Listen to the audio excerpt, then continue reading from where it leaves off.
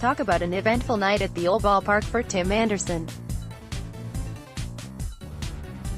It looked like it was going to be a day worth celebrating for Anderson, whose developmental progress reached a milestone during the third inning of Saturday's Crosstown matchup with the Cubs.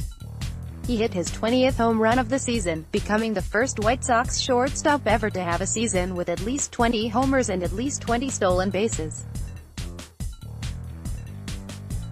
A heck of a feat, one that should stand out when White Sox fans and observers spend the offseason discussing whether or not Anderson truly is this franchise's shortstop of the future. But the show came and overshadowed all that. The Cubs were in the process of extending their lead in the ninth inning, putting things out of reach, when the White Sox attempted a double play on an Anthony Rizzo ground ball. Anderson got the force out at second base and attempted the turn in the presence of a sliding Javi Baez. His throw went nowhere near first base, going down as an error that allowed another run to score. After the play was over, Rick Renteria challenged, spurring a review to see if Baez violated the rules by reaching his arm out in an attempt to impede Anderson from making the play. The review determined Baez did not do that. Anderson disagreed, and a conversation with famed umpire Joe West followed. "I asked him a question, and he kind of got pissed at me," Anderson said of his interaction with West. "I asked him if he saw him reach for my leg in the replay. He asked me if I was going to argue that, and I said, no, I was just asking a question, and after that I didn't say anything else. He started barking at me. Kept staring me down. I gave him, 'Why you keep looking at me?' did that twice and threw me out." Anderson was ejected, and he was visibly livid on the field, screaming at West in the immediate aftermath of the ejection.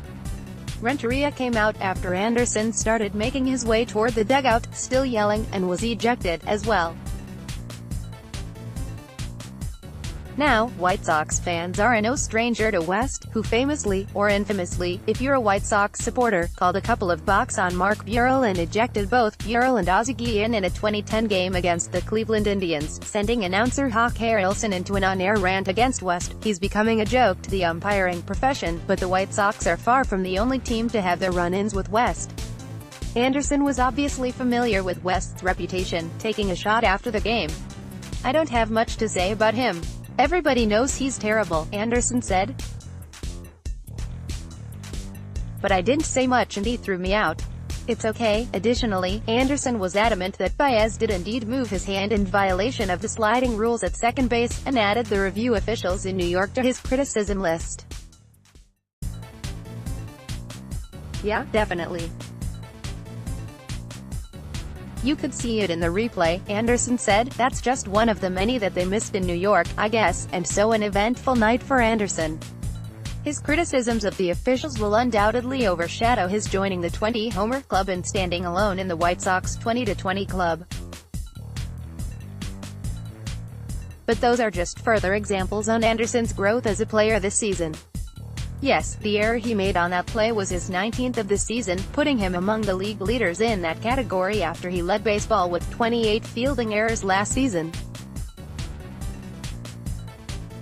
But he now has career highs in home runs, RBIs, stolen bases, doubles and walks. And his fielding has been noticeably improved over the last month or so, a result of the work he's put in with Joe McEwing. This weekend, Anderson generated headlines with an argument with an umpire. This winter, he'll be generating discussion by what he's done on the field. And the latter has been impressive.